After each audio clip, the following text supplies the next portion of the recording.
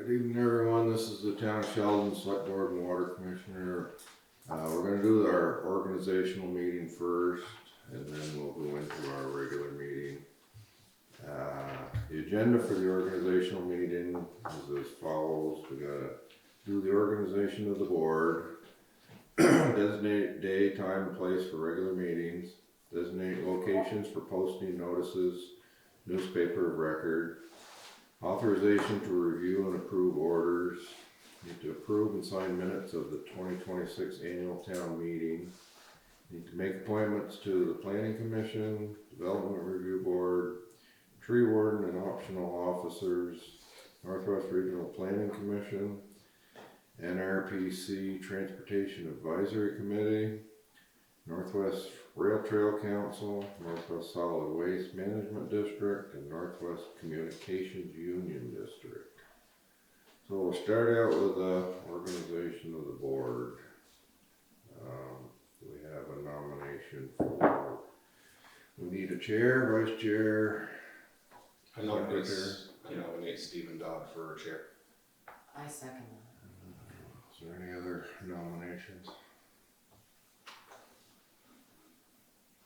Mark, if not, I guess back on the top here. Need a vice chair nomination. Nominate Rick P.E.G. I second that. All those in favor of Rick? Aye. Aye. Great, and secretary, in case you're not here, or do we need to have that? That's, up to you guys. Probably should have one just in Right, case yeah. there's some reason we have a meeting. Yeah, I cut my finger off again. Take a nomination Well, let's not. for the secretary. I'd like to nominate Margaret Davison. There you go. Second. Second on that. All those in favor of Maria? Aye. Aye. Okay. Takes care of that. Actually for the TV here, we probably should introduce ourselves. I'm Stephen Dodd. I'm the chair again this year. I'm Rick P.E.G., Vice Chair. Maria Davison, secretary. Nick Norris, Select Board, just member. Portia Strawbly, Select Board member. Alright. Okay, we'll get into daytime and place for regular meetings. Right now, we meet second and fourth Monday night at 7:30. Is there anything that we need to change? Anybody Is have a better? there any way they could be a little earlier in the night, or is that something that Yep. does not work for the rest? And we're all trying It's to fine with me, coordinate a lot of other stuff. What are you thinking? 7, 6:30? The earlier the better for us. I would like to see, but whatever works. Yeah, we have 5 people here, so if someone can't make it for whatever reason or they're late, then we have enough for a quorum, so as early as you guys need to, we can make it work. Is there a problem, 6:30 or 6:30. 7 o'clock? 6:30 would work for me. That would be the earliest, but yeah. Yeah, 6:30 or 7 works for me. Okay. I can do that. The only other, thing that I think we stipulated this last year is I think there'll be twice that a Monday would coincide with a holiday. Mm-hmm. So the Memorial Day and I believe Columbus Day. So, the motion we made last year was it would be, if it falls on a holiday, then you just have the day after, not a Tuesday at the same time, but on the Tuesday evening instead of the Monday. Okay, I'll make a motion that we meet on Monday nights, 6:30 here and then if it falls on a holiday, we'll have it the following night, following evening, same time, same place. Second that motion. Alright, all those in favor of that? Aye. Aye. Alright. That's all we'll go. Don't forget to change your clocks in 6:30. Okay, locations for posting notices, newspaper of record. last year, I did this real big last year. Should believe be we- here, post office, and Yeah. some mini mart. Yeah, we designated the post office, the mini mart, steward shop, and the school as posting locations last year. Okay. In addition to the town clerk's office.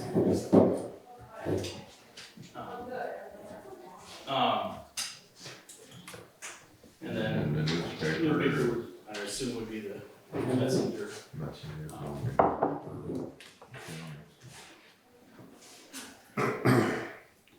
So can we just make a motion to keep that the same? I think so. How many days prior is that? It's the That depends on what it what is, kind of yeah. meeting it is. If it's a regular meeting, it's supposed to be posted 48 hours before. If it's a special meeting, it could be 24 hours prior, but then we also have to send a notice to either a radio station or the newspaper, letting them know that we're gonna have a special meeting. And then if it's an emergency meeting, it's whenever you can do it. Okay. I'll make that motion. Alright, I'll second that. all in favor? Aye. Aye. Authorization to review and approve orders. So this is a motion that you, I think, this is regarding the warrants. I think, you can vote now, to have warrants approved by one or more of the selectmen or select board members outside of a meeting, if you want to, or choose not to. I think we did pass this last year, that as long as 3 select board members were able to review and sign it, that would be accepted if it was done outside of a meeting. But it's not, I think during COVID, you authorize the chair to sign them in the absence of the board, but this is really just in case there is warrants need to be signed and we don't necessarily have time to call a special meeting to have those approved. Yeah. Well, I'll make the motion that we have at least 3 board members approve any orders outside of a regular meeting. I'll second that. Alright. All in favor of that motion? Aye.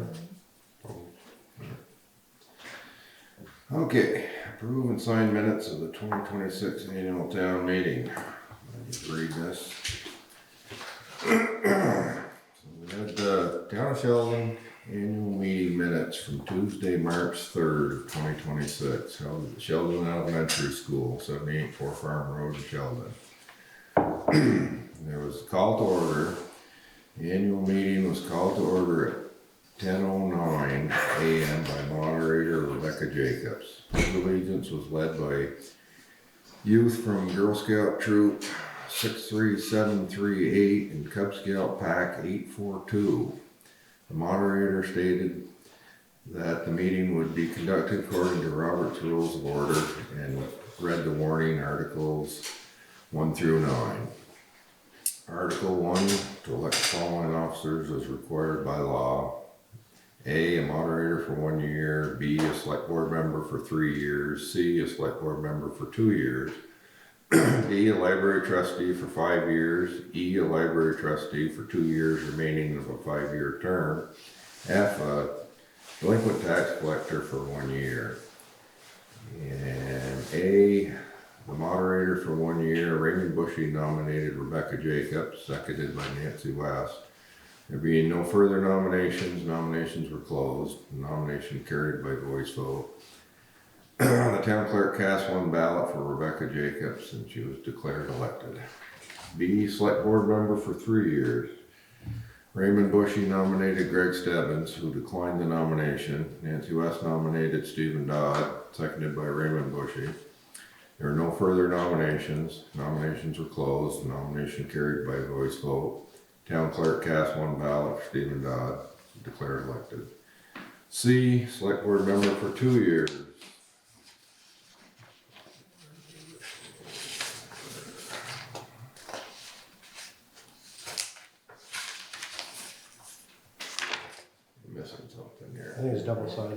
Oh, there we go, saving paper.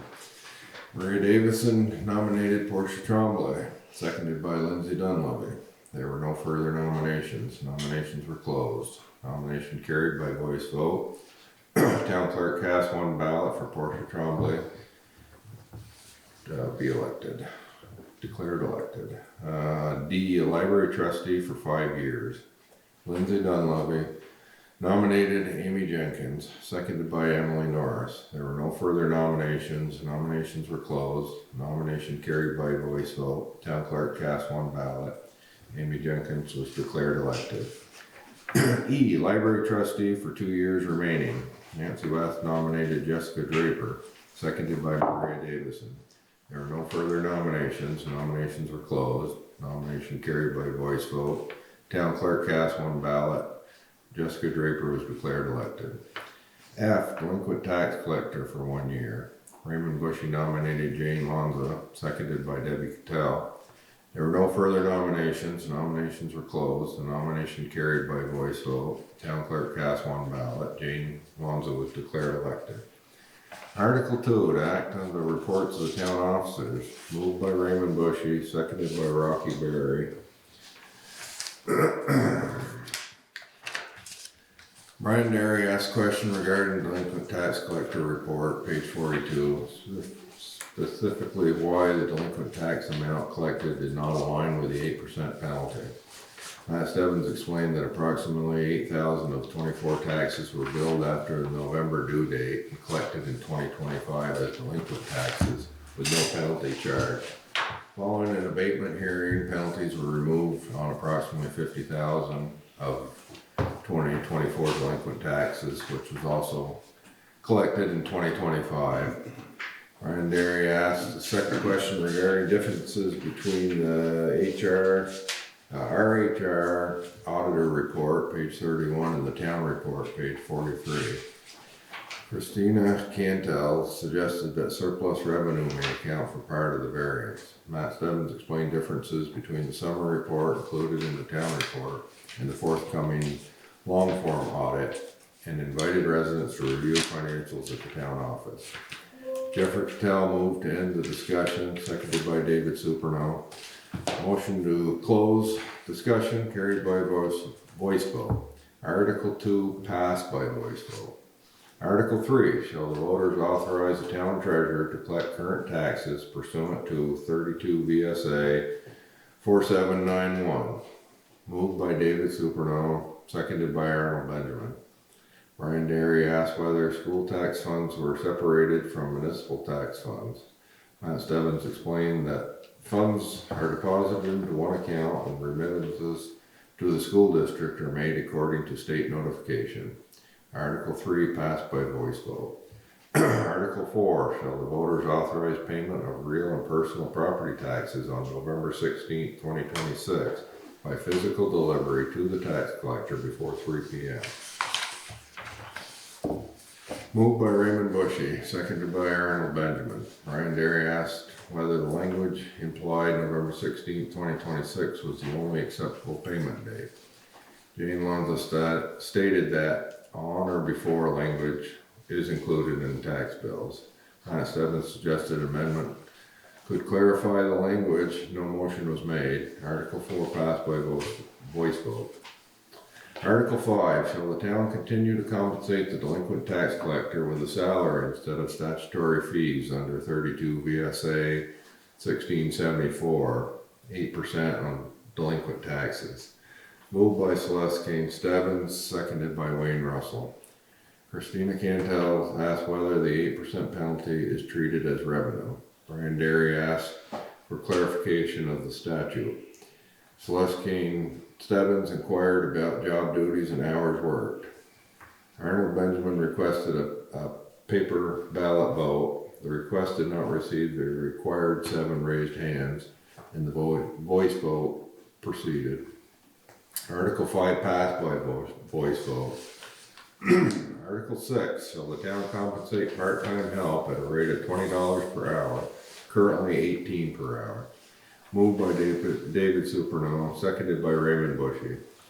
Brian Derry asked which positions were included. Matt Stebbins clarified that the rate applies to the Development Review Board, Planning Commission, Boards of Civil Authority and Abatement, and similar positions, but not to positions exceeding 24 hours per week or library staff. Article 6 passed by voice vote. Article 7. Shall the voters authorize total expenditures of $1,840,379, of which $1,549,159 shall be raised by taxes. Moved by Emily Norris, seconded by David Supernaw. Stephen Dow proposed an amendment to reduce the amount to be raised by taxes to $1,485,159, seconded by Wayne Russell. Matt Stebbins explained the projected revenue adjustment related to state aid to highways. The moderator called for a vote on the proposed amendment, which was carried by a voice vote. Discussion continued. The main motion was amended. Brian Derry asked about the professional services line item. Matt Stebbins explained that it includes contracted financial consulting services from Amanda Forbes, treasurer of Fairfield. Jane Lonzo explained that the consulting includes IRS compliance, fund accounting alignment, personnel policy compliance, and revenue optimization efforts. Article 7 was amended, passed on a voice vote. Article 8, shall the town provide notice of availability of the annual report by postcard instead of mailing the full report pursuant to 24 VSA 1682A. Moved by Raymond Bushy, seconded by Celeste Kane Stebbins. Douglas Kane spoke in favor of continuing to mail a full printed report. Greg Stebbins stated that the printed report provides historical and informational value, and I agreed. Article 8 rejected by voice vote. Article 9, to transact any other non-binding business. Moved by Jeffrey Cattell, seconded by Raymond Bushy. I got up and thanked Greg Stebbins for his years of service, and then I discussed the 3 state proposed options for the 2030 bridge upgrade project and invited feedback. Nancy West asked about grant funding and explained that the amount of the town share of the bridge funding would vary on which project is selected and how the bridge closure was managed. I opened discussion of whether the town should change the time of the town meeting to encourage more participation. Arnold Benjamin suggested voting by Australian ballot on some items. John Gordon spoke on behalf of the Sheldon Food Shelf. Andy Crane moved to adjourn, seconded by Wayne Russell, and the motion carried by voice vote. The meeting adjourned at 11:26 a.m. Respectfully submitted, Jane Lonza, Town Clerk. I'll take my motion to accept these minutes as read. I'll make the motion. A second on that. I'll second that. All in favor? Opposed?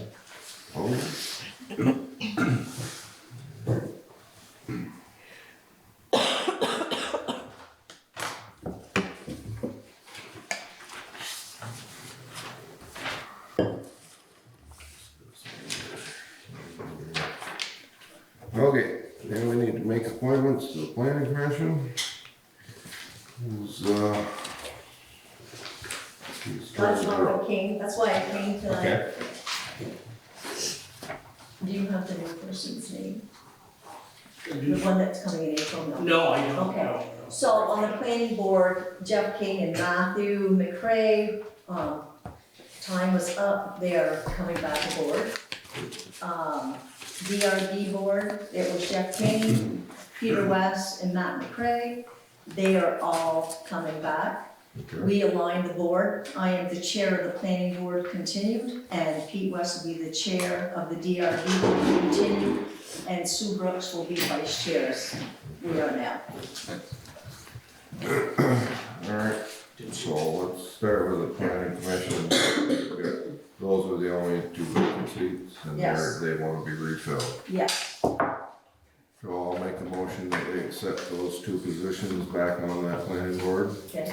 I get a second on I second that. that? Alright, all those in favor? Aye.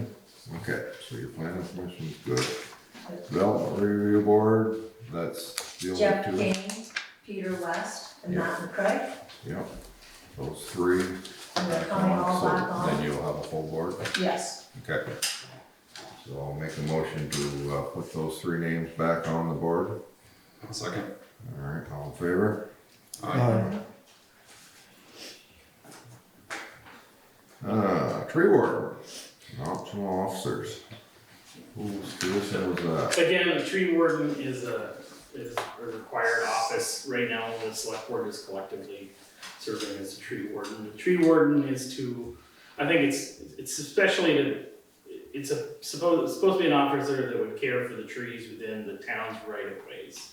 So if this mostly has to do with shade trees in village areas and things like that, where there might be a dispute about whether the tree should come down or not, what should be done with it, whether we should plant more trees.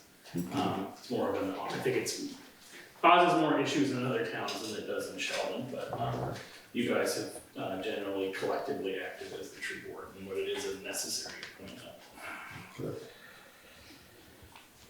Make a motion that the select board serve as a collective tree warden again. Alright, you get a second on that? I second that. Alright, all in favor? Aye. Aye. The optional offices are your fence viewers, Yeah, this is- weighers of coal, Just etc. the statutory. Leather, sealer, leveler, all the good old timey officers. Northwest Regional Planning Commission, who's on that board again? Right now, that is me. I Okay, think Jeff Kane used to be on that board, but I don't think he's doing that anymore. okay, I don't mind continuing to do that. It's once a month on Wednesday. We do have 2 seats, so we could put another person on if you wanted to, but I don't mind continuing to do that. alright, I'll make a motion, we put Matt Stebbins in one seat, and then, I don't know, if somebody else comes along, I guess we could fill that position. Unless you guys know of anybody that wants that position. So Off the top of my head. it's once a week, once a month. It's the last Wednesday of the month at night, and then there are some committees that you can serve on as well. But we also, there is a transportation committee that you also appoint someone to.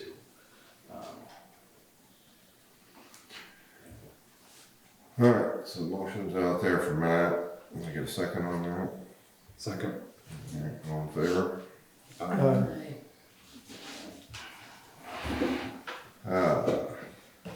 NRPC Transportation Advisory Committee. Yeah, so this is it's a subcommittee of regional planning. I think they meet, if they don't meet once a month, they meet every other month. I can't recall what day of the week it is, but I've talked to Hunter about possibly getting him on that since he is the road foreman, and I think they prefer to have road professionals on that. Greg was serving that last year, but I think the town could have more than one appointee to that board. If anyone's interested, they do discuss regional transportation projects generally. Like I said, they like to have road professionals on the board, and I've discussed it with Hunter, but I thought maybe we'd, since he's gonna be coming to the next meeting, maybe we could Hold hold him off and then see if he wanted to take it by then. Okay. There is a stipend for that position. Oh, Make a motion to table that one yep, for the next meeting. I get a second on that, Second it. all in favor? Aye. Aye. Northwest Rail Trail Council, Mr. Derry, Currently, He's Brian's still doing that. still interested in that position? I was there tonight. Okay. I'll make a motion that we reappoint Brian Derry onto the Northwest Rail Trail Council. Get a second on that, Second. all in favor? Aye. Northwest Solid Waste, Do we have anybody on? No, we do not, we've not had anyone, I think when David was on board, he was, doing that, but we haven't had anybody go I did it since. for a while. Yeah, I have not been able to scare up anybody to do that. Does that one have a stipend too? I don't know that, Nick, I could find out. So I was gonna say, if Hunters also our water and sewer guy, let's not throw light to float that one to us. Yeah, that's more dump stuff. Yeah. Okay. Anyways, yeah. Okay, I'll make a motion, we table that one until we can find a qualified candidate. Second. Alright, all in favor? Aye. Northwest Communication Union. That is also myself, I've got a form here, I think. Hold on. Maybe I can- How's that going? Is that quieted down? Yeah, so, Fiber and- they finally started building something this year. It was a situation where they had applied for and gotten a lot of grants, but then, in general, they're trying to put fiber up on other companies' poles. So you can get the grant money, but then you have to go out to all the utilities and various places you need to put the wire, and you need to get permits for every pole, and sometimes that means that you have to, you have to engineer how you're gonna attach it to the pole without affecting theirs. There's a bunch of, anyway, there's been a lot of steps going forward, but they are finally building a network, and they're starting out in the islands, their philosophy is to start with the least well-served communities. Yeah. And try to build, so they're starting in the islands, and they're also starting up in Montgomery and Richford area. And the idea is they'll start in those communities, gain customers, and assuming that they get customers at the rate they're hoping to, then they would start building the network to connect those two places. And Sheldon being kind of centrally located in the county, it's a good chance that some of that will be heading our way as well.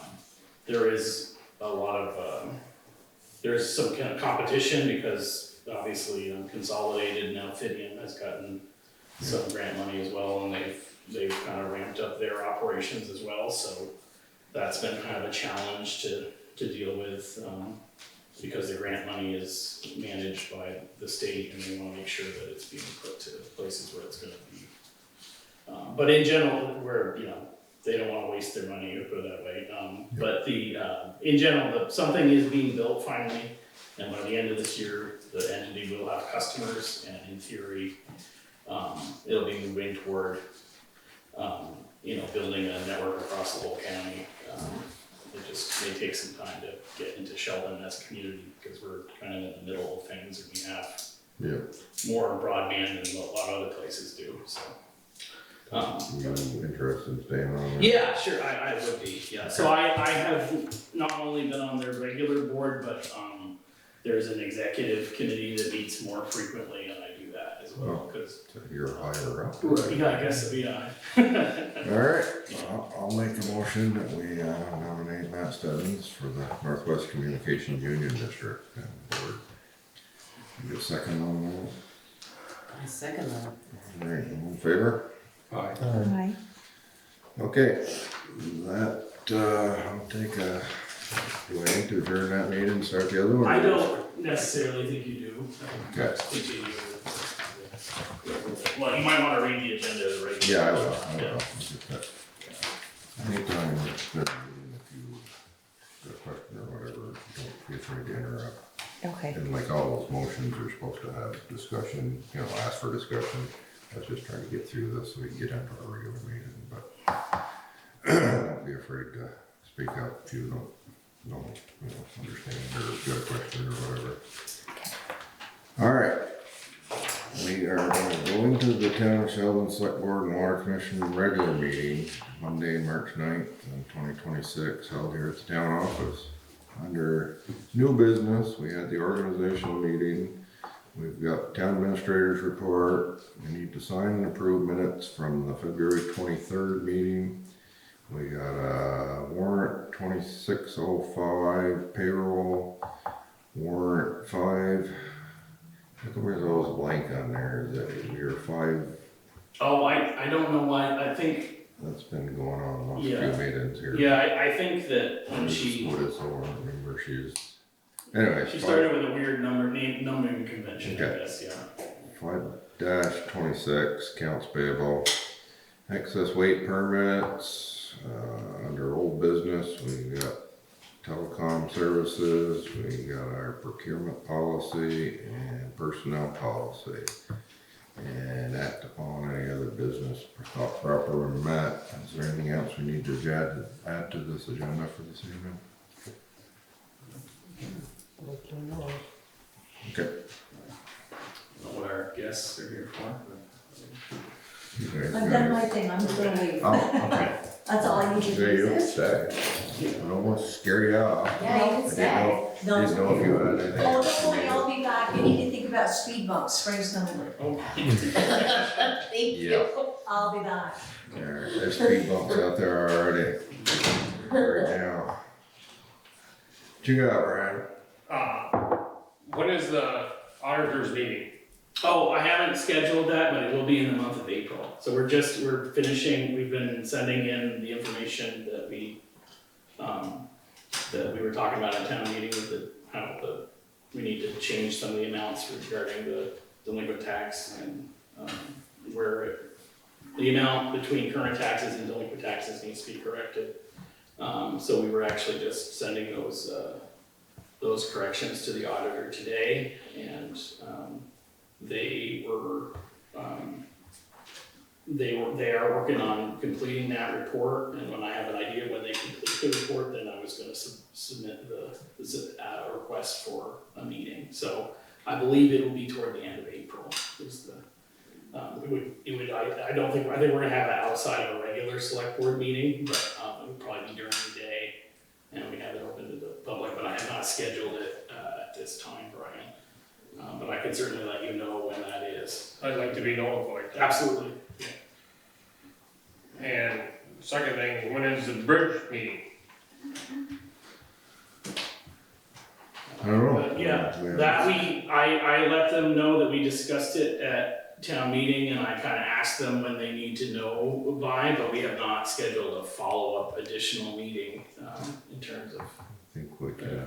I think. We could schedule one for, You said the middle of the summer, meeting. yeah, but they'd like to get going on the preliminary stuff as soon as possible. So we got,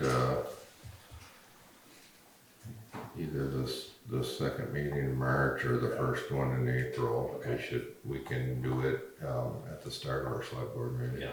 Okay. Because, Make sure that notice gets out to the public or Yep. whatever, so Okay. anybody interested in coming. Sheldon Historical Society would like to be Involved in that. notified. Yeah. Yep. And I had talked to Don about that,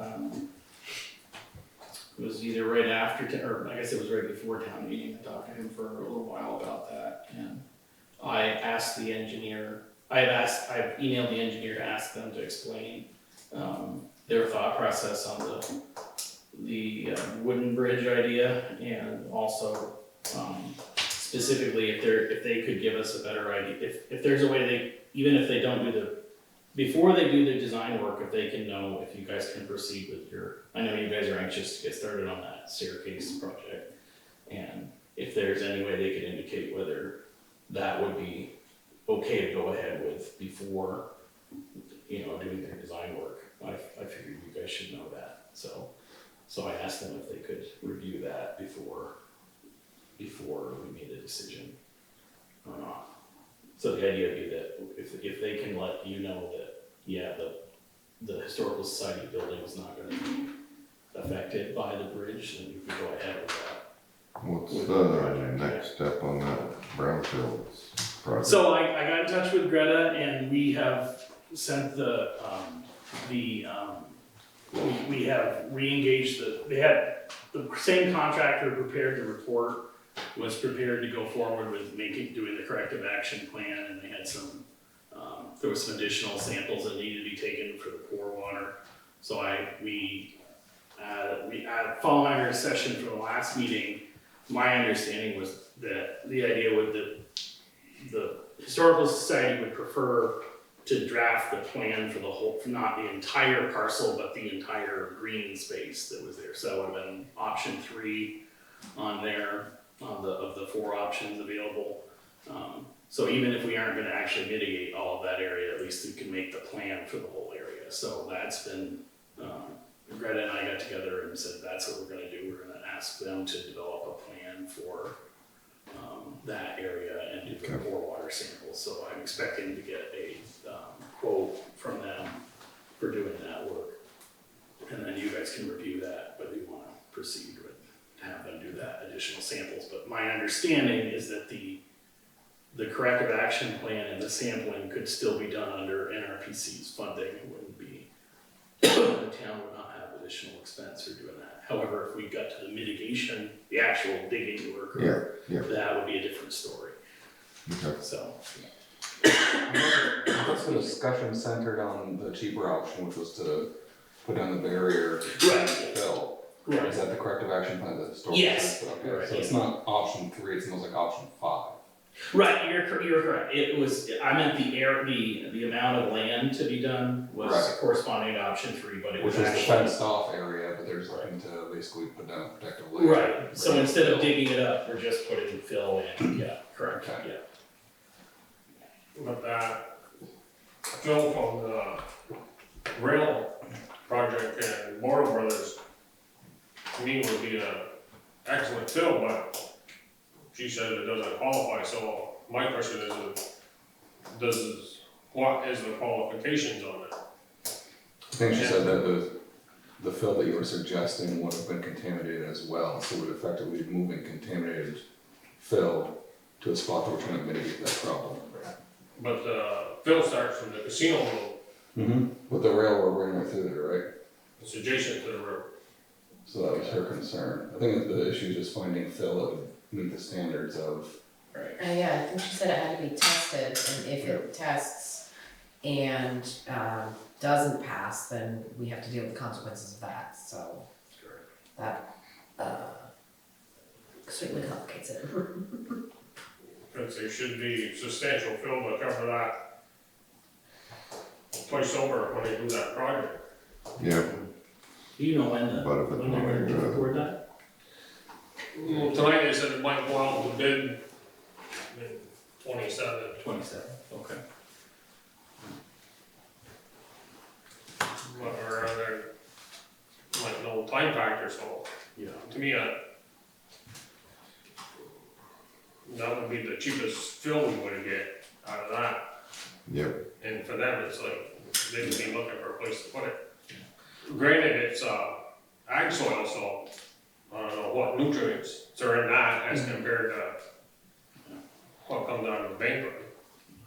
yeah, I think the key is gonna, after we do this corrective action plan, then we'll have to evaluate whether, how we wanna go about mitigating it. Not my personal feelings, if we could find someone who's qualified to, oversee those sorts of projects, and we could find someone that the town can work with in terms of, obviously, we have equipment for moving dirt, and we have, the Historical Society has a lot of, volunteer, they have a lot, I'm sure they would put volunteer effort into it as well. I'd like to see if we could find someone that we could work with who would, oversee the certification of things, and including possibly, testing fill to put it in there. Someone we could work with who would be all right with the town finding its own fill and maybe doing some of its own work. That would be ideal, I think, to lower the cost, but I don't know how possible that is, Is that person out there? I don't know. But, yep, But to say the historical society had volunteers, not volunteers moving. Right. I just meant that there might be, between the town and the Historical Society, there could be some sweat equity kind of involved in this project, maybe. it'll have to be all seated down once it's in there, Right. and stuff like that. So, Yeah, okay, well, one step at a time, I guess. And the third thing I got we wanna build a building down there and put up a mural on the railroad property. Mm-hmm. So I'm looking for funds, can we get some of the ARPA money to do that? ARPA money's all gone. Yeah, I The- think the there's still, Sewer project down the Sheldon Springs is gonna burn up the rest of it. ain't they that grant money from the state for that? We didn't get a grant for that. Well, ain't there some money from the state on that infrastructure money? We've already got, it's already been out to bid, it's starting, they're starting working on that this spring. And we,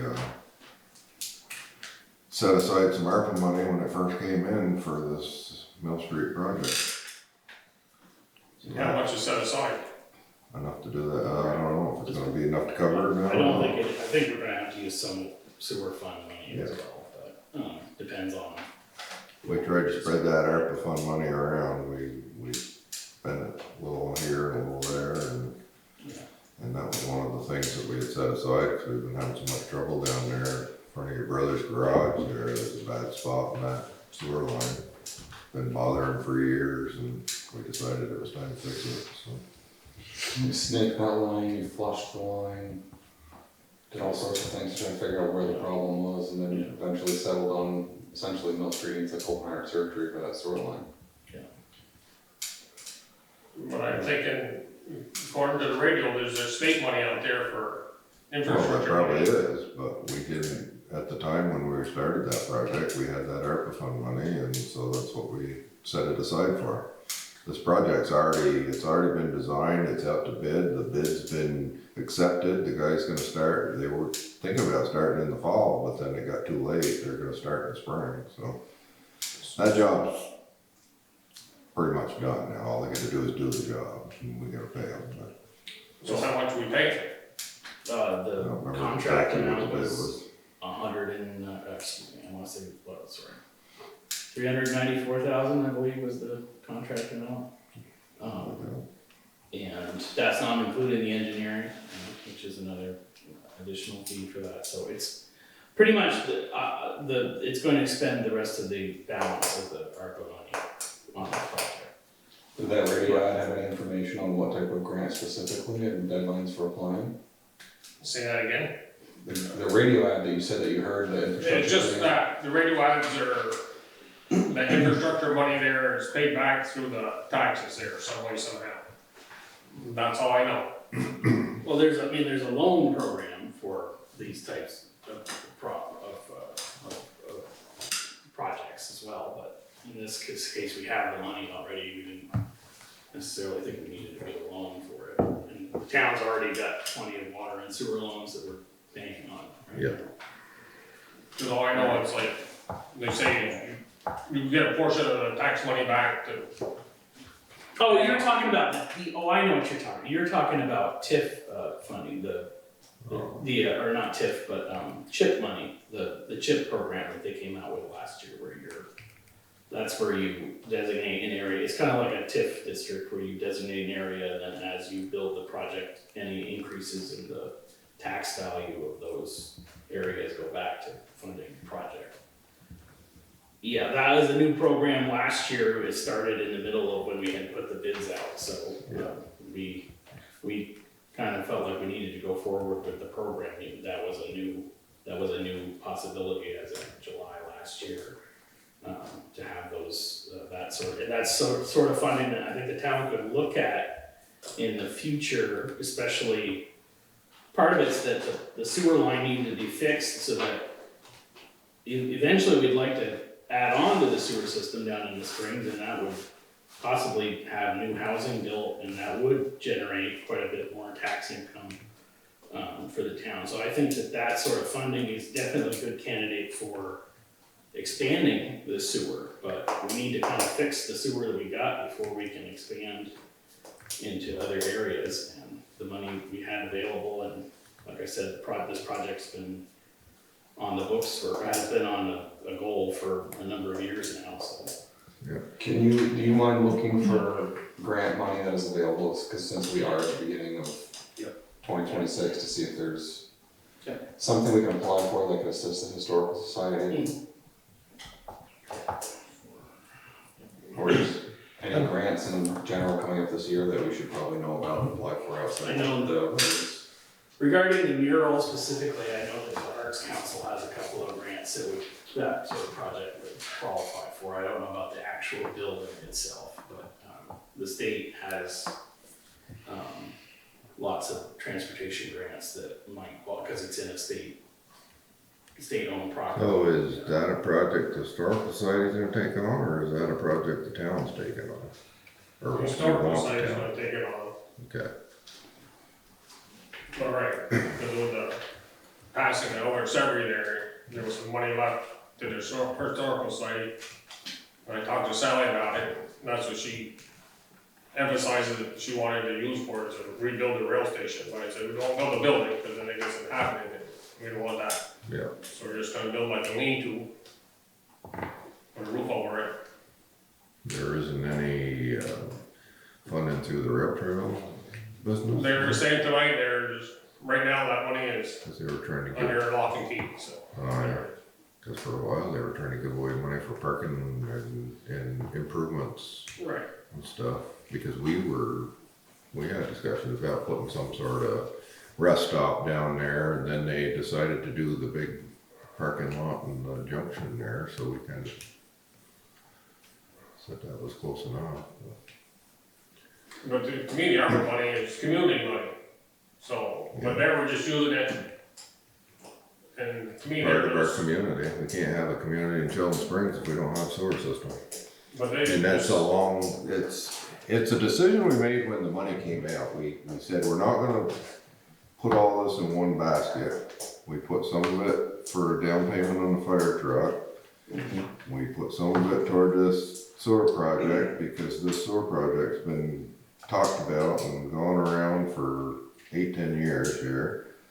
And where else did we spend our? The Heald Road culvert, we did some of Yeah. that. We gave some to the Historical Society for the upstairs. And there was another, there was something else we used it for, I can't remember exactly, But in those discussions, I think it's also important to highlight that the sewer project has to happen. Like it's in bad condition, it's been there, I believe since it was installed, like you said. it's 100 years old, yeah. So I mean, if we don't put ARPA monies towards it, when we have the discussion on it to make the decision, it's gonna fall back on the taxpayers. No, it's gonna fall back on the users. Well, I mean, users For are sure. taxpayers as It well. should be the users, not the Well, taxpayers. it's still an infrastructure project in the town of Sheldon, so essentially it's shared cost, but if we can reduce that burden on taxpayers or users or community members with ARPA funds, that kind of drove the decision. Well, we're looking at, the stop and the mural will draw interest to the town. Yeah, I don't doubt it, but if the store and Amcare and the Sheldon School can't get their sewer to work, it's gonna draw interest in town too. So that was our decision we made last year, and it's all done now. It's pretty much, the work just needs to be done now. There's no turning back. We've already hired the contractor, and he's just waiting for the weather to straighten out so he can do it, so. Anything else? Yeah. I mean, if you guys need help looking for grants, like you said, the art council or whatever, I mean, Do you have costs on what this project would be? It probably would, the building would probably be 40,000, and I talked to the one doing the mural, and she didn't really give a number back. But I said if it was like 10,000, so we'd be looking at 50,000. There are some other grant programs that we've looked at that are for community type things, so like AARP has a grant like that, I think a couple of, they're more like corporate grants kind of. Yeah, like T-Mobile has has a one. grant like that, so there are some opportunities out there for parks, and especially because it's like a park space kind of. Yeah, it would be a So, public space, yeah. and it's unfortunate the rail trail can't be part of that, but if it is something that would be within our town, that might qualify for that T-Mobile one. well, they're also gonna have to be part of that, aren't they? It's on their property. Yeah, that's, how, Hmm. what's rail the, trail? yeah, the leeway, there's like a certain footage, isn't Oh, there? yeah, oh, yeah. Right. We're trying to square that away, what we wanna use of it. Well, I suppose if But right, you're gonna pay for it, they just want a permit for it. Right. Yeah. but the other part is like, Sally's not getting that younger, if she wants to see that go through, it's like, to do the grant thing, it could be years away. Yep.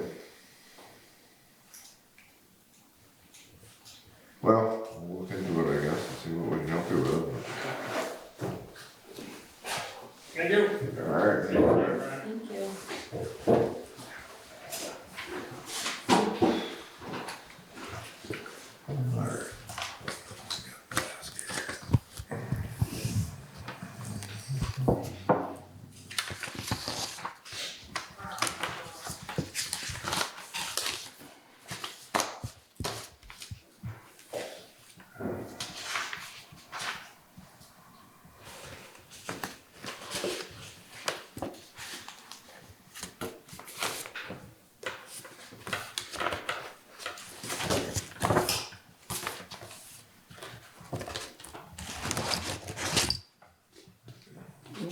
Those, you have a report for us, Will? Oh, thanks. So, I wanted to, circle back to, the procurement policy, cause I did have a conversation with our attorney about that, and I know the, fire department, I explained to him that we were trying to adopt the new model from the LCT, and we had input, the various levels that we would be spending at, and, but then when it came to designating, procurement agents, I know, the fire department in particular had some reservations about, being limited,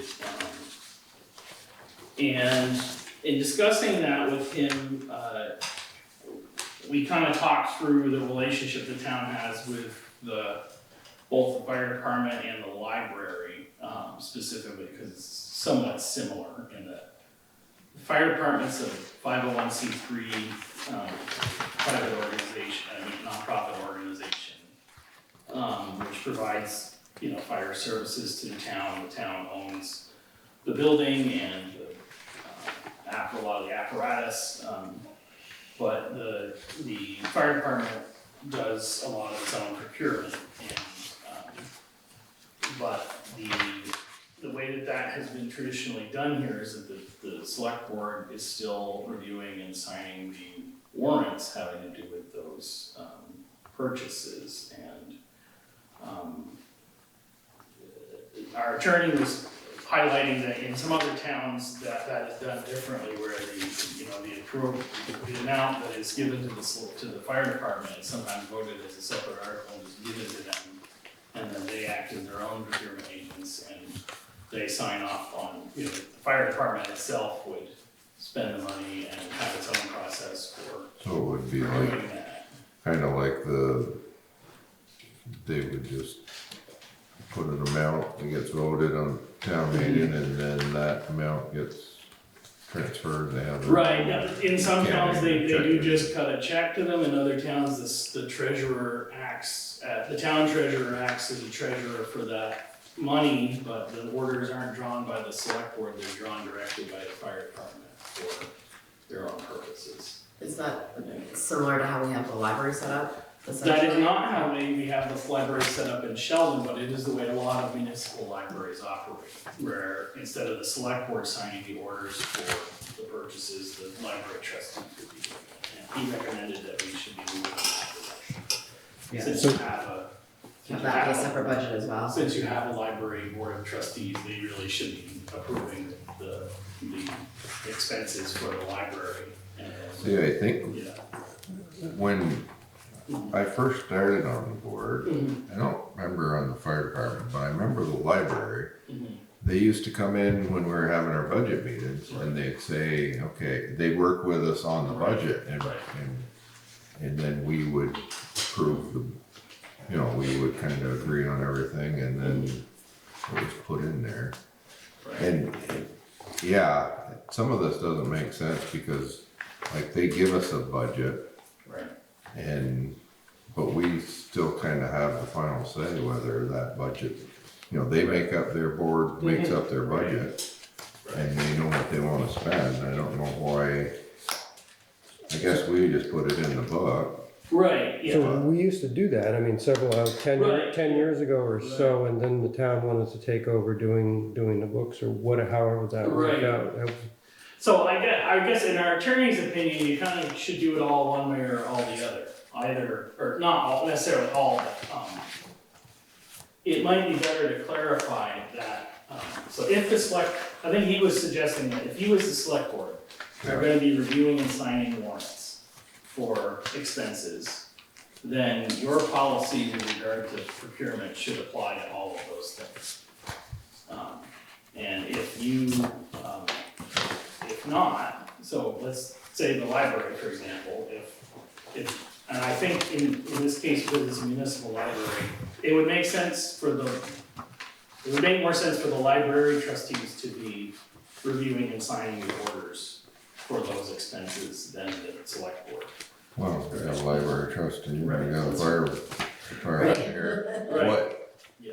Which way do you guys think works better? Because I think it's kind of like, we're signing the orders, but you guys are keeping track of what's in the budget and what you're Right. spending. Yeah. Right, So, usually, I mean, normally does we it make approve. sense for us to look at that and say, oh, you know, they spent money that's in their budget and sign that? You know, or is it more work for the treasurer to have separate? Or would you guys do your own accounting and bookkeeping? I think with respect to both the fire department and the library, some of the things would still be signed here because the town still owns the building, pays the insurance, you know, those sorts of things, but maybe the books and the programming or the you know, the turnout equipment, some of the small equipment, maybe the fire department could approve those by itself, and then the fire department would be at its liberty to adopt its own processes for how to purchase those things, as the idea. Right. Yeah, right. You know, I think I mentioned before that we have our own procurement policy. Right, that I'm sure you do. That meets the, you know, the federal guidelines and so forth for grants, and, I like the way it's working right now, I mean, but it probably comes at a cost to the town for Well, paperwork.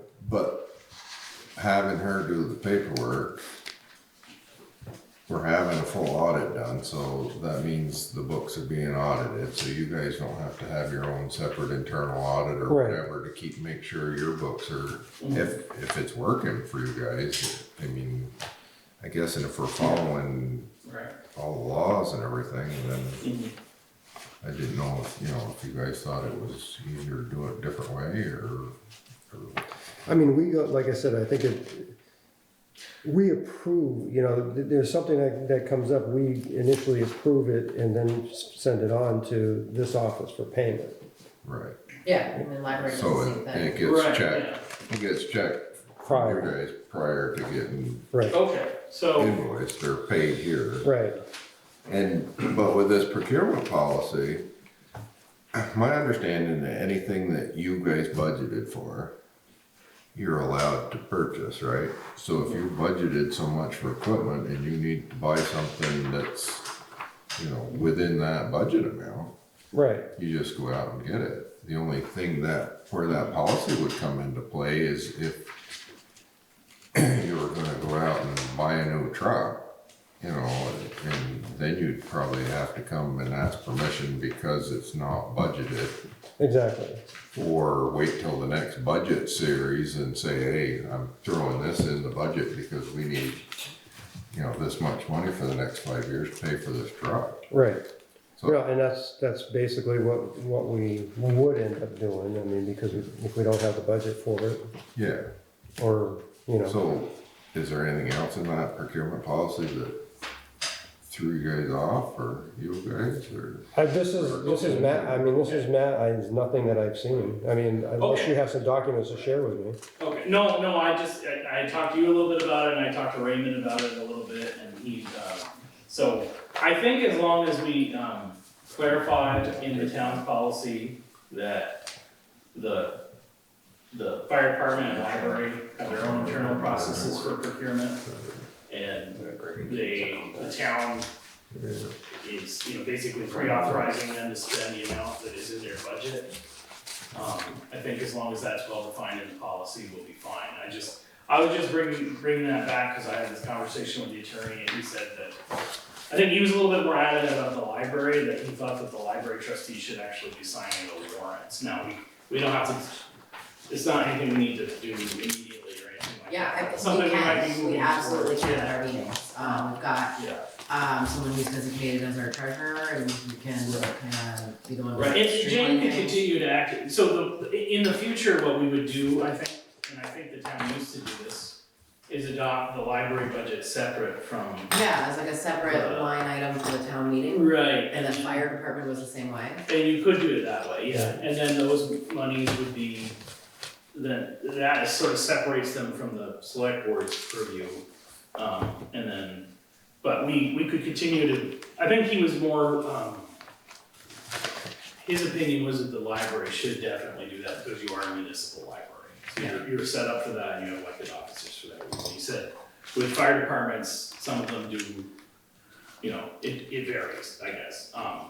And I don't think there's any problem with continuing to do it the way that we do it now.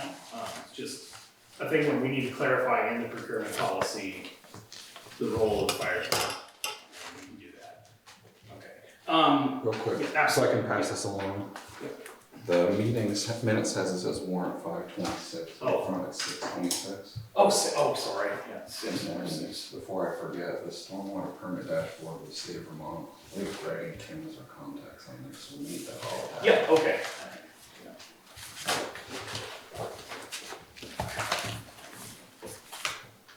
Thank you. Alright. Okay.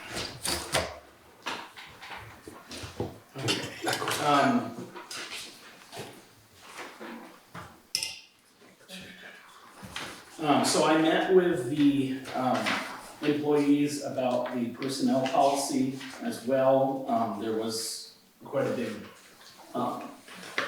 there were some differences from the last time we had talked about it, which was quite a while ago now. So I reviewed with them the same information that we had talked about at the last meeting here, where I kind of said, well, here's the way the policy always used to be, and then it got changed, and here's why I think it needs to be corrected a bit here. And so I went through the proposal in which I had, the proposal was that we would give the first of all, we would give the employees an additional personal day in exchange for one fewer holiday, that being the day after Thanksgiving. The employees were reluctant. I thought that was my understanding from our meeting back in October, that would be acceptable to them. When I met with them again, they decided that they'd rather not give up that holiday, but they'd still like to have an additional personal day. There were a couple of other. That isn't actually a Yes. holiday. Right, I know, exactly. Yeah, that's not anything. I know it's not really. Hospital's still open. Right, so, I think that the reason why it was put as a holiday is because when they had 2 personal days, I think almost everybody took that day off, so that's why it was done that way. The other thing is that my goal that I thought that the select board had discussed before was maybe moving to a system where we combine the time off, so that it didn't matter whether it was personal time or vacation time or sick time, you would just kind of have one pool of them and you could use it for any purpose.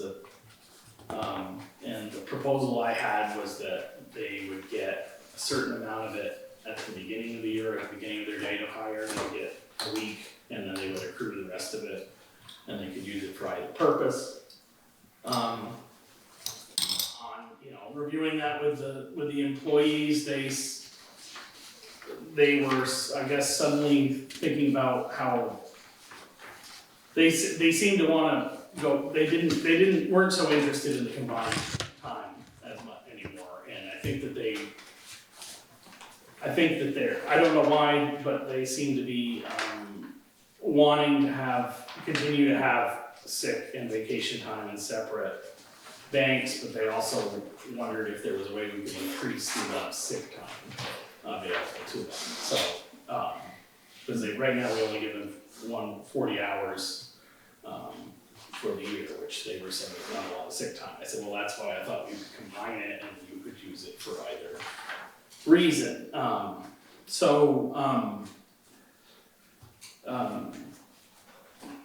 Those were that's the long and short of it seemed to be that they would prefer to continue to keep them in separate banks. They would prefer to have 2 personal days and the same amount of holidays as they had before. They would prefer to have additional sick time, and they were even okay with it accruing like vacation time as opposed to giving it to them all at the beginning. I didn't really come up with a system for how that would accrue, but I thought maybe it could be structured the same as the vacation, and that the longer that you're here in the town, the more time you could accrue for sick time. So maybe you get extra 8 hours every year or something like that. And finally, they had a request regarding overtime with regard to certain holidays. They were wondering if there were certain holidays like Christmas, Thanksgiving, New Year's, Memorial Day, 4th of July, days when people tend to make plans with family, where they were wondering if the town would entertain doing double time on those days instead of time and a half, if there was a call out for those days. So, kind of a different feedback than I thought I was gonna get from them on that. So, I'm not really sure if we're ready to move forward with that. That's the feedback I'm getting from them. I drafted a policy based on that that you guys can look at here. But So the sick leave, I mean, what are they asking for extra sick leave? I mean, like, yeah, they didn't really give me a number in terms of how much they wanted exactly. Wanted more. Yeah. so in the government, I guess, what is it, 4 hours, depending how many years you're there, 4 hours every 2 weeks, so 1 day a month, so they would get 12 days in a year. 12 days in a year. Right, which would be, And right now they're getting does 5, that- so yeah. Does that accrue as you more years of service, or is that Yeah, after. Not sick time. not sick time? Annual leave. Yeah, annual leave, Annual right. leave goes You're right, up after 4 so hours many a years, year. but sick time stays just 4 years. So it's 12 days a year, you're saying, what it figures out to is. Yeah, 12 days a year. But the difference between, if you're gonna compare federal to, local though, these guys can carry, what's our max on comp time? It's, right now, it's at 110, but I was hoping we'd move that to 120, because I thought it was a little bit more Rounded. round number. I think Hungerford came up with that number, and I thought, See, our equivalent of comp time in the federal service, though, we can only carry 24 hours. So once you hit 24 hours, you gotta start using it. I think You can't earn weeks upon weeks of comp time. So Right, it's kind of yeah. right, like these guys. I thought the original reason that you talked about the combining into one bank was it was an easier accounting issue for the clerk. yeah, that's what I thought too. I thought, instead of having to keep track of 4 different categories and like, oh, were you sick this time, because we had problems where people took time off and then the clerk took it out of their sick time or out of their vacation time, and then people were mad because it got taken out of the wrong bank or something like that. And so I thought, well, if it's all in one bank, it doesn't really matter which one it comes out of, Anyway. Is it Nemrick that does this, or? So that's we use Nemrick's payroll system to keep track of this stuff, but we don't have to do that, but it can be set up in various ways, so put it that way, in terms of whether you wanna. Right, but, yeah, so you can set the parameters, Yeah. but that, it keeps track of it. Absolutely, yeah. Okay, so it's not necessarily, I mean, the clarification on what category this particular request is going to fit into is really the extra work. Have they put in written request for time off to the clerk, or They reported on their on their on their time? time sheet, but there have been times when people got their math wrong or something like that, and the clerk has kind of tried to figure out what they were doing and then guessed wrong apparently, but this has been less of an issue since Jane was here, but it's something I did hear about before. So that's a reason why I thought it would be better to just have paid time off. Yeah. Yeah, But, well, I think that there's ways to make that easier for everybody. I mean, if they're requesting vacation pay or sick time, there's gotta be a clearer way of doing it so that it's not a struggle for her to figure out where it's coming out of. Yeah, we have a lot of different pay stubs. yes, that's another thing. Fit into her. Is there a way to streamline that? Because we've got one that's clearly like punch cards, we've got the way the library does it, just on these, grid sheets. I wonder if there's a way to just at least make that part of it, because any other system, when you request time off, you would have to say what it is that you're using if you have different banks. Right. So if there's a streamlined ways to request time off, then that makes it simpler as well. So yes, we've talked about that also, because there are a lot of different methods people are using to report their hours right now. And some of them don't even include, like, bereavement leave, I don't think it's actually included on the time cards right now, so.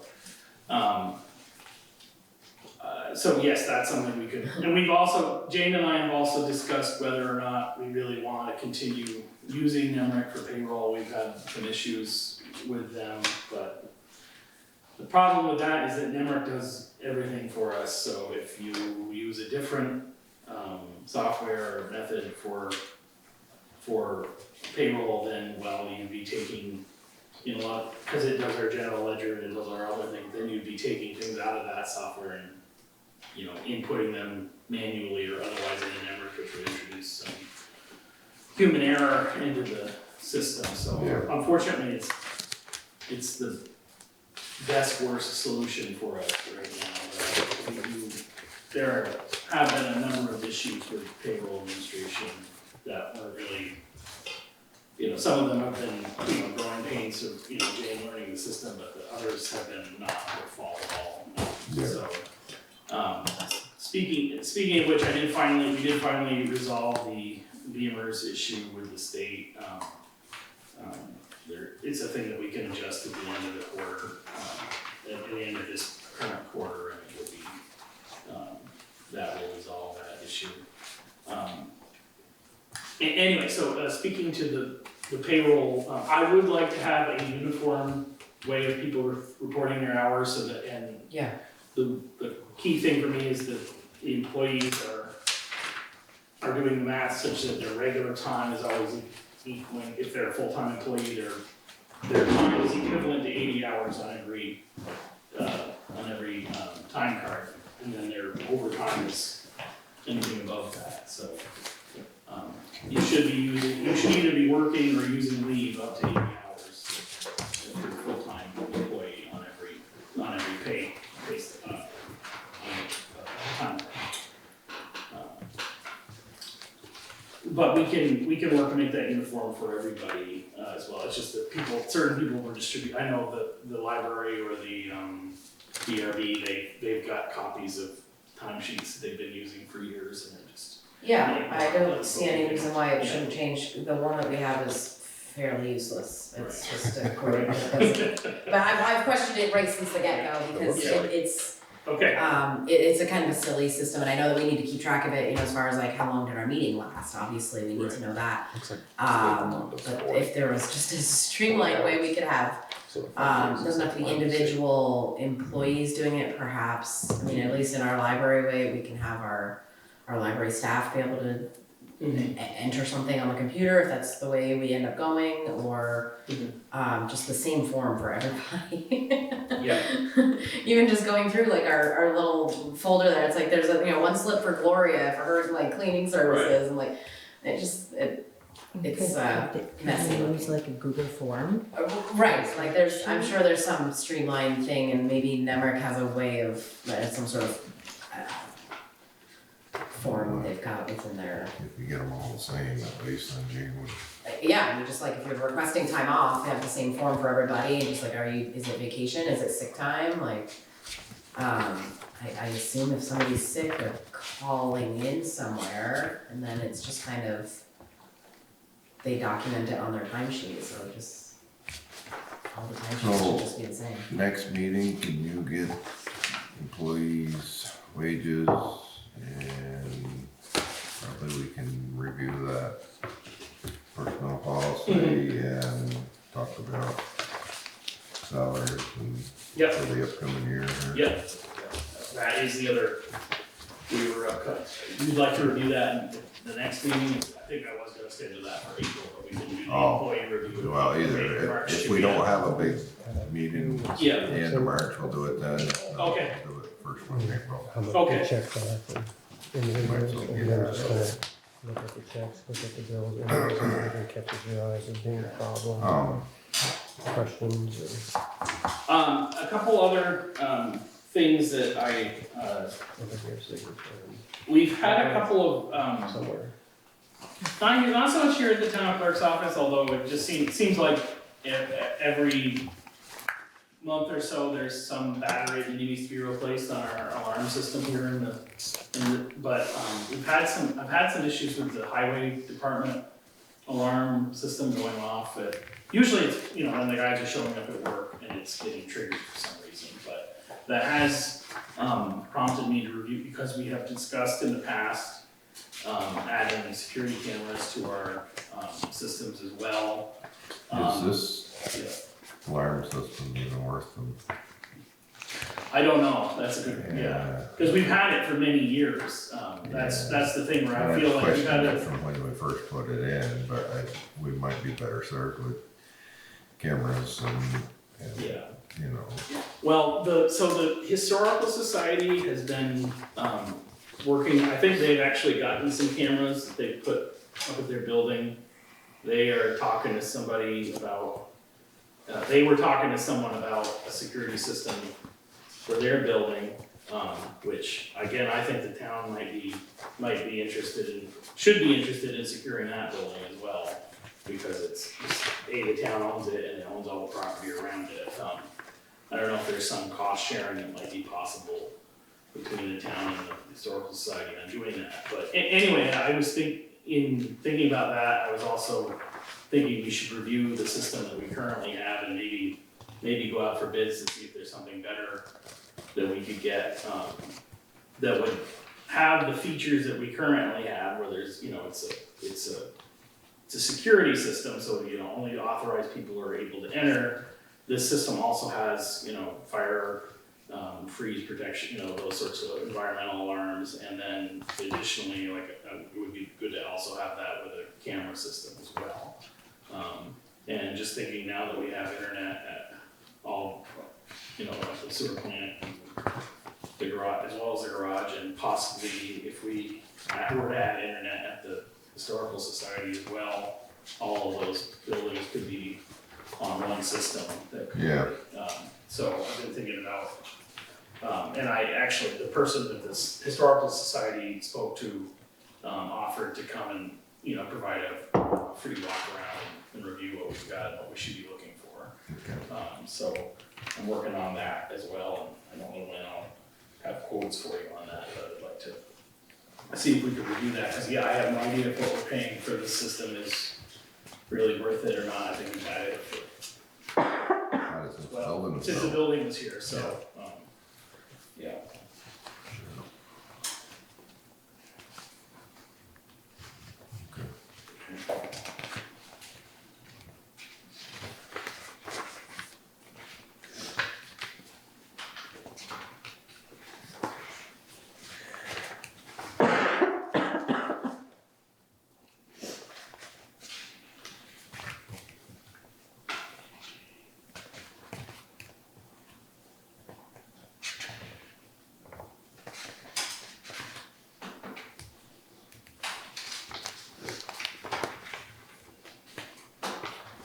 We haven't had any more discussion around fencing off the town garage, is that anything that we're gonna entertain, or I know I was talking to Hunter the other day and he said, of course, obviously he'd rather see cameras there other than having a difficult time trying to get into the yard and, you know, whatever for the daily job.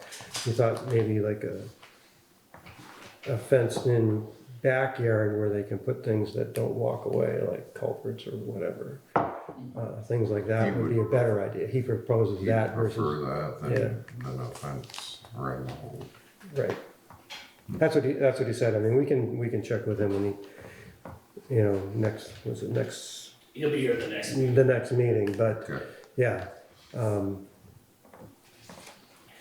He was asking me if we'd made any progress on the fencing, so I said no. Yeah. No, other than, well, we did get the quote for doing the whole thing, but we only received one. I know that, yeah, it's, with the way the lot is laid out and the way that they have to exit, and it's really hard to come up with a way to do that without fencing off way too much A or. big gate. Yeah, I don't know. I think cameras The would be big good. concern would be the fuel tank, I think. Right. I don't know about anything else, I guess maybe culverts, but most of the stuff stays in the garage, right? We can talk to him, I can see what he's thinking. Sorry, there were, we have, Nancy was here earlier, the planning commission and DRB were a little concerned. Now that daylight savings is here, it's not so much of an issue, but there were some issues about how dark the parking lot was in the evening, and Nancy noted that there is a light that was on the front of this building that hasn't worked in some time here, so I asked Matt to look into that, and he's got I think he found something for $100 or so, and I thought maybe two lights kind of aimed on the whole parking lot would help to address that security concern. Yeah. And they did fix the light on the cupola, and, perennial issue, it seems like, but working on some additional lighting around the town office here. Okay.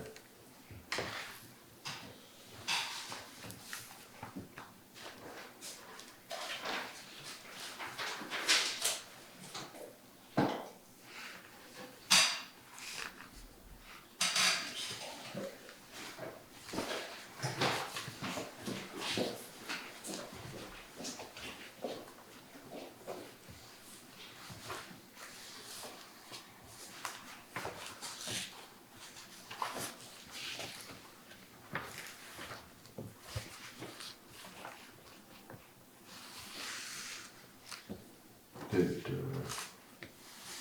Demetrius get his job description?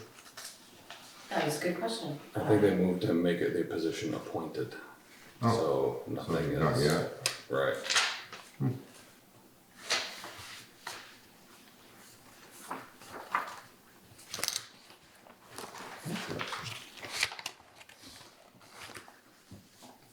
Do I look through all this stuff? And, That's kind of a loaded question, I guess. yeah, I mean, like, Peruse and, I don't know, Steve, you See, a want? lot of it's, these are all the checks that are written. And Thanks. then all the invoices are down below. She includes the checks in there with them, but basically just what we kind of do is go through this stuff and see where it's going, you know, it's like Amazon, and that's the library stuff.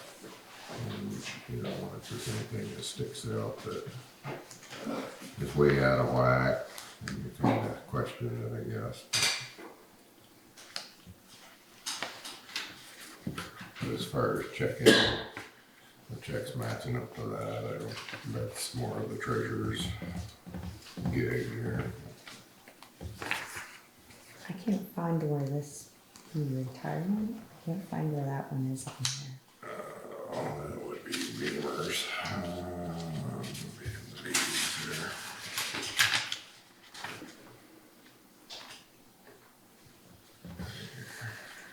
What's the check number? 52869, right?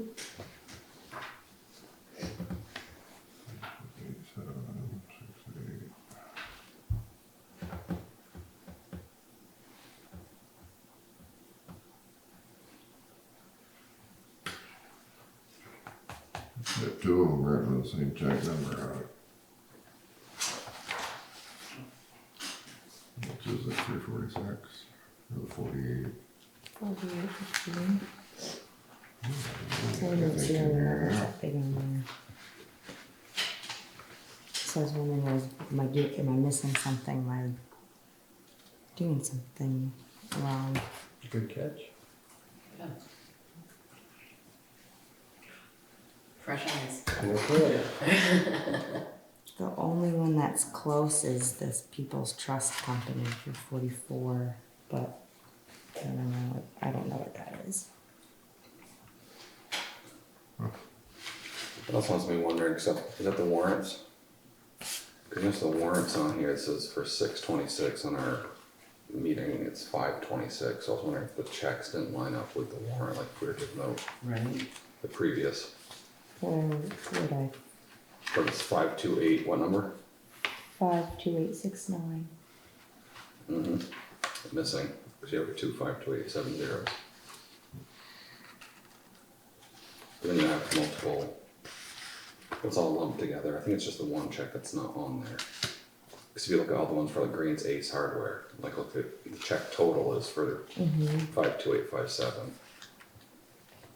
52869, that all that was should be a check total for 592. Do all the state ones go to one account? Do all the state payments go to one account? Yeah, like the Vermont Municipal, the Vermont Employment. Depends on, no, I think the municipal separate. retirement goes to a separate, account. They do, the state, some of our payments to the state do go to the same account, but I think that one is separate. You got a check that's not on Yeah. here. Okay, 52869 is the check? Yep. Yeah. And it doesn't show up anywhere on these reports. Okay, it should be in the amount of 48, I'm seeing it on NEMRIC here for, it's $4,815.86. Yeah. It should be on, But it's not on here. it's not on there, okay, Not on the printed. Right. okay. I guess you don't sign it.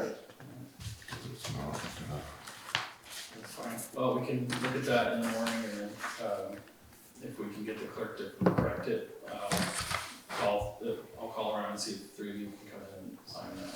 okay. Yeah, okay. February 23rd minutes.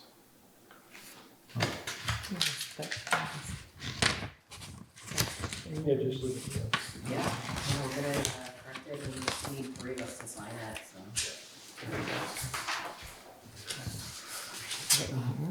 Yes, how's, good catch? Good catch. Thank you. Alright, I'll read the minutes from the previous meeting. Town of Sheldon Selectboard Water Commissioner, regular meeting minutes from February 23rd of 2026, held here at the town office. In attendance from the select board was Maria Davison, Stephen Dodd, Nick Norris, Richard Piasny. Others here were Greta Brunswick from NRPC, Andrew Crane, Brian Derry, Hunter Kerouac, the highway foreman, Jane Lonzo, the town clerk, Don McFeeters, and Matthew Stebbins, town administrator. 7:35, I called the meeting to order and read the agenda. 7:37, Greta Brunswick addressed the board regarding the brownfield study at the Sheldon Historical Society site. Additional poor water data needs to be collected and a corrective action plan needs to be adopted. Before the plan can be adopted, the town needs to specify the scope of the project.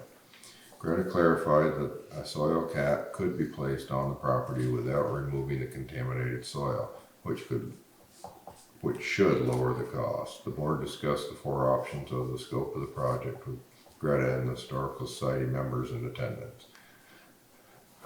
Excuse me.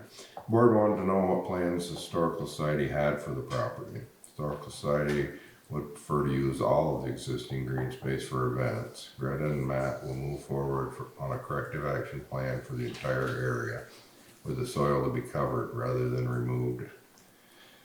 8:33, Hunter Kerouac delivered the highway report. 8:45, Jane Lonzo delivered the town clerk and treasurer report. It reviewed the upcoming town meeting with the select board. Jane asked for an executive session to discuss personnel. 8:48, Nick Norris made a motion to enter executive session to discuss personnel, seconded by Rick Piasny, and the motion carried. 9:01, Nick moved to exit executive session, seconded by Maria, and the motion carried. No action was taken, but to exit executive session. 9:02, Brian Derry addressed the board with questions regarding the town report. 9:24, I read the minutes from the February 9th meeting, and the board signed payroll warrant 2604 and accounts payable warrant 426. 9:25, Rick moved to approve the minutes as read, seconded by Maria, and the motion carried. Board members present signed the minutes. 9:26, Matthew Stebbins delivered the town administrator's report. Board reviewed the personnel policy and procurement policy. Matt will engage the employees in a dialogue to discuss the proposed changes. 9:54, Nick moved to adjourn the meeting, seconded by Marie, and the motion carried.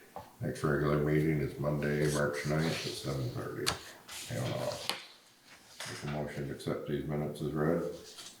Make a motion. Get a second on that? One second. All in favor?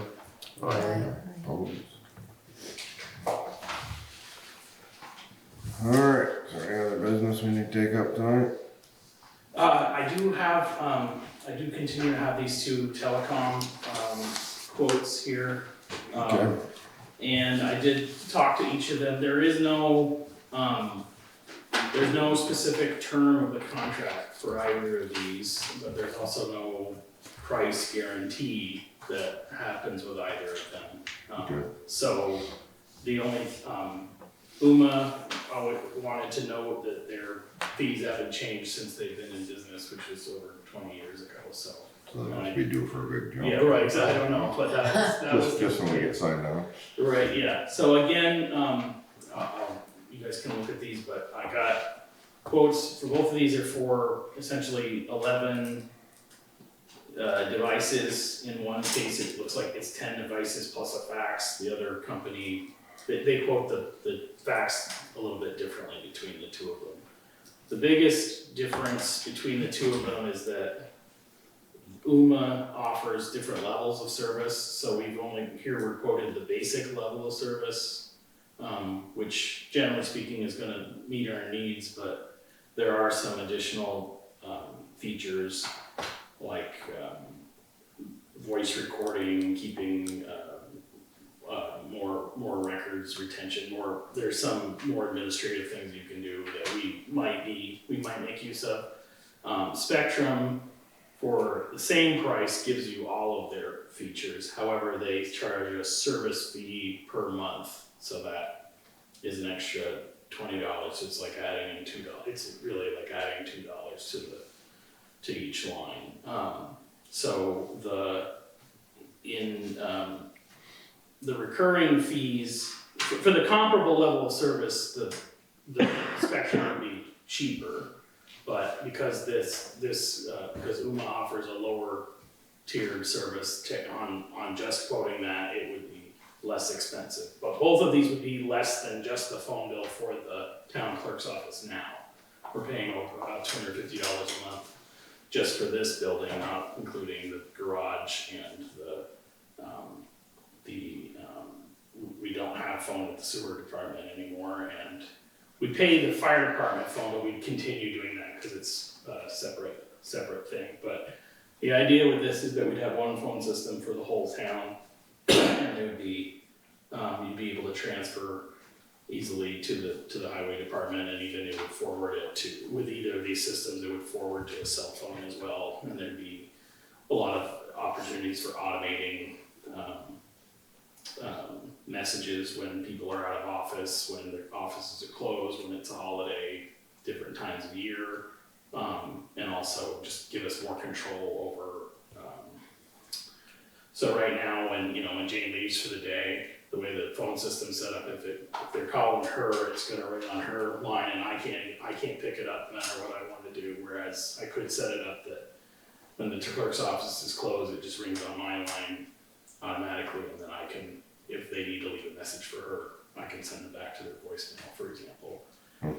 So I think there'd be some benefits from doing this in general, and besides saving the town money, they're both quoting a comparable phone.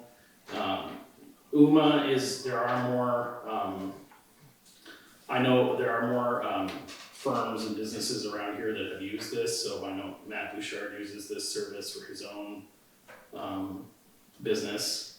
Spectrum seems to be a new expanding. They are not related to the Spectrum Cable Company. They're their own company.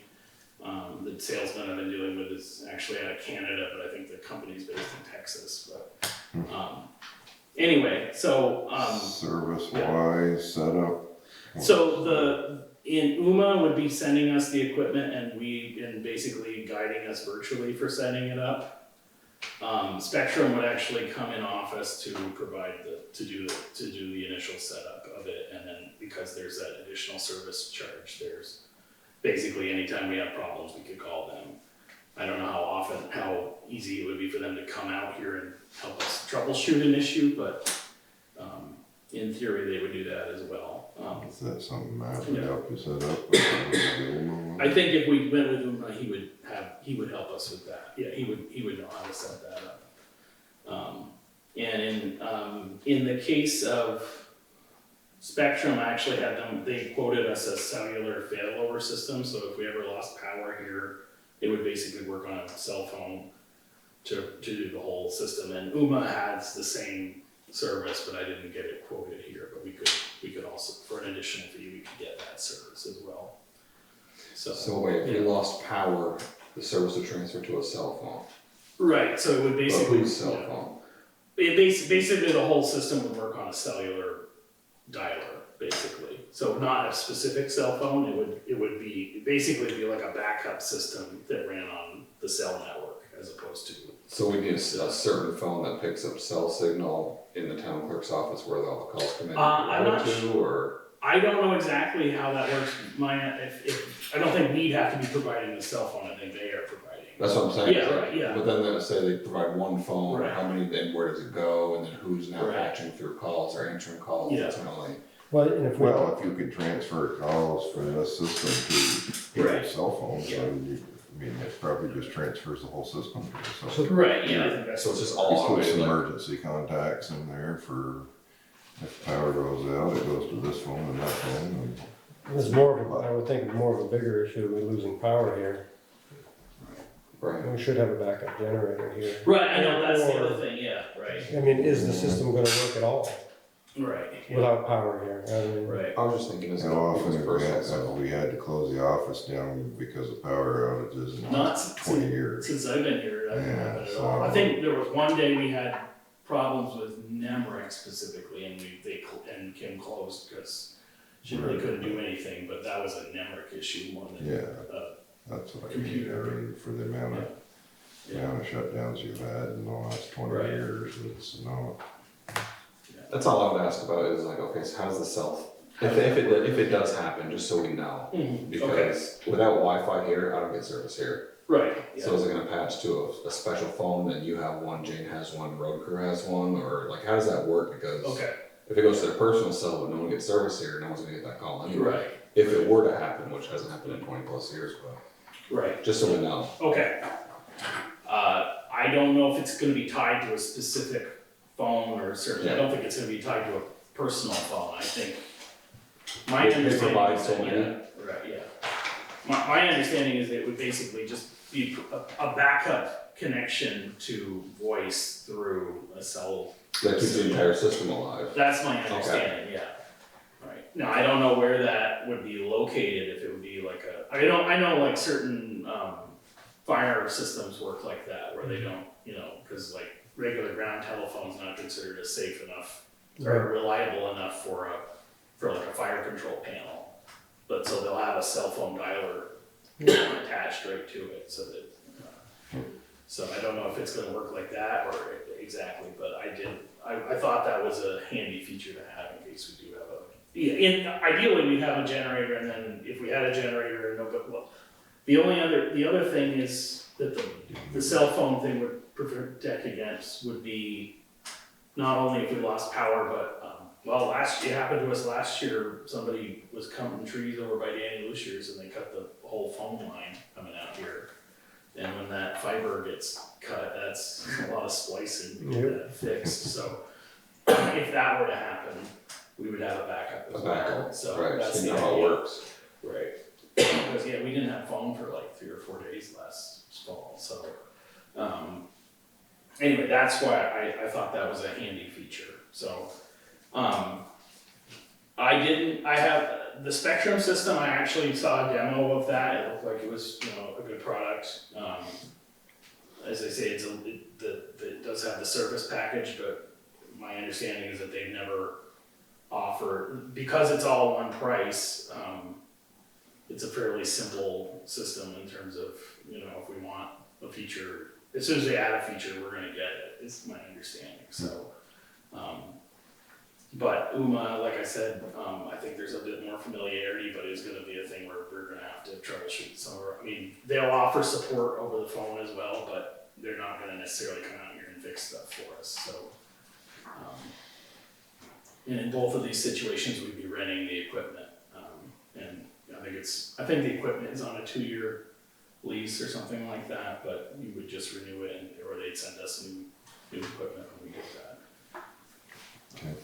So, the price difference here, again, on this UMA, there would be a one-time $30 charge, and then the monthly would be $220. They do not include their, this quote does not include some of the standard telephone fees as well, which I do appreciate that Spectrum included those, so, those standard telephone fees add up to about an additional $10 a month, well, actually a little bit more than that. So I assume that those apply here as well, so it's probably more like $230 a month, and then this Spectrum quote is for $280 a month. But that includes, like I said, that includes the $20 service fee. You're thinking about them to put all the extras on that one, it's gonna be about the same price? Yes, if you put the same level of service on this one, this one would actually be cheaper, yeah. Right, so. You guys like to look at these again, so. Kind of hard to believe we don't lose power here in the creek doesn't lose power. It's happened a few times, but, doesn't seem to have happened as, I must lose power like 3 times a year, yeah. at least, for hours. We lose a bit more than that. Seems like if somebody's hitting a pole on fire or something You're all right. the time, knocking power out for us, Yeah. but. It's been a little while since we've lost it here at the town office, but, Tomorrow. yeah. Tomorrow's gonna be a Might great happen. day. Might take it Well, if it personal. starts raining here, we'll see what happens. You might have to take it personal, but Right. office will be We closed. could take all chances. I mean, just from what you're talking about, I mean, Spectrum sounds like it would be a Yeah. good deal, because then we get the service with them, and then if we're gonna try to even match that, it sounds like it would be more expensive anyway. You know, that's something you wanted to do with the Service service. is what they're promising, I guess. Yeah, so that would be for all, it would be for here and for, Town garage. The garage, we Sewer could have a plant. phone down at the sewer plant, and if we wanted to, but we'd have to, if we were gonna get an additional phone, it would be another $20 a month or whatever. But you have internet with Yeah, sewer plant now. yeah, so you use, it's over the internet. So Yeah. the boys, if they go down there, they can call using their phones. Right, yeah. Or Wi-Fi. The nice thing about it would be, like, right now, somebody calls me and they really wanna talk to Hunter, I have to like, okay, well, get off the phone with me, call this yeah, number. here's a phone number. Whereas, ideally with this system, I just press a button and it would either ring at the garage or the sewer plant, or if he's not there, on his cell phone.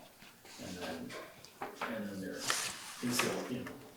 Or they'd be able to leave a message directly with him. Right, they had to leave a message directly with him, right, so.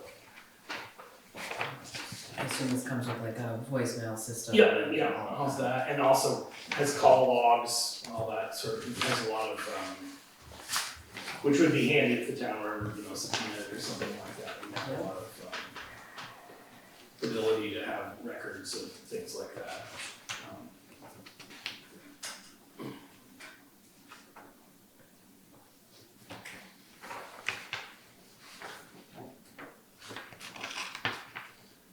Do we provide any of those services for the Historic Society?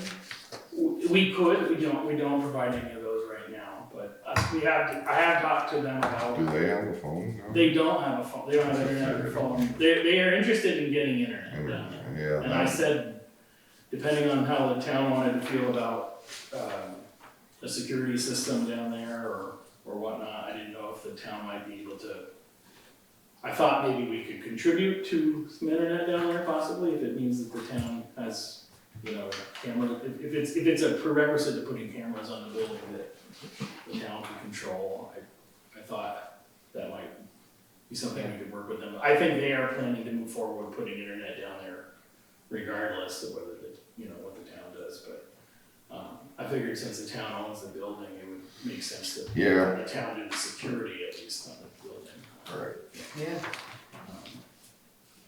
What's the And what outside about the world? fire department? Do we need security there? Do you guys have security? We do, I mean, like I said, we could upgrade, because as I said, just as long as here.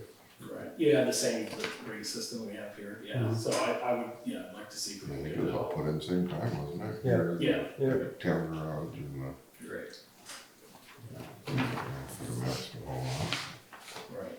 But you guys, the fire department you get a deal on your phone, or the internet or the phone, one of the two you get. Right, well, So it's the internet, I think, but the town pays for the phone, yeah. right, Right. So we Right. probably didn't change the phone system at the fire department, but also I don't know how often you guys get phone calls on that particular line. people just leave messages there, sometimes they, But it's hardly, let's put it this way, I would very rarely be patching someone over to that line. Yeah, they're not gonna call here and be like, hello, I'd like to call the fire department. Yeah, I think, right, so anyway, I think that would mean we'd continue paying Comcast for the fire department phone and put the rest of them on one system, is the idea.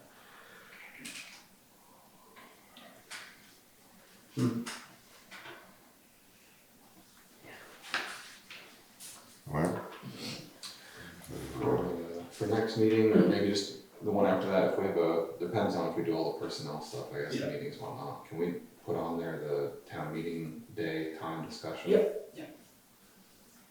I mean, I had people say that they were interested in moving the time of it, just keeping the day the same. yeah. Okay. So, kind of Yeah, hash. doing like a community dinner. Yeah. I volunteered at the fire department for a spaghetti dinner, Rick loved Well, it. you used to, yeah, I okay. actually Guys used to talked be the to, back to school night at I the talked school. to John Gordon, and they do those community dinners anyways, and he said he would be willing. I said the town could probably throw you a donation or something. Yeah. So Yeah, he that said would be that would be something he would be willing to discuss too, so. Rick's off the hook. Yeah. Not yet, but there's still an idea. So do you need a motion for all of those? I don't know if Are you necessarily ready need to a pull? motion, but if there's one of those you prefer, but, Well, I I think guess- if that, what I see, if that spectrum system lives up to what they're advertising, then at least they gave you, the whole show, where the other one, right. well, we can do it for this price, but then there's this fee and that fee and Right. this fee and that fee, Right. and you're not gonna have this unless you pay that. And Was Spectrum a contract? I think it's, there's no term on the contract specifically with either, I mean, I guess there is a term on the rental, Yeah. but if you pull out of it, you send back the equipment, so, Gotcha. yeah. But there's no specific timetable for either of these. So, okay, I will proceed with that. Alright, any other business we need to cover for tonight? Portion of daily business either cover tonight? Yeah. No. this Good. time. Motion to adjourn. Alright, I got a motion, or a second on that? I second that. Alright, all in favor? Aye. uh,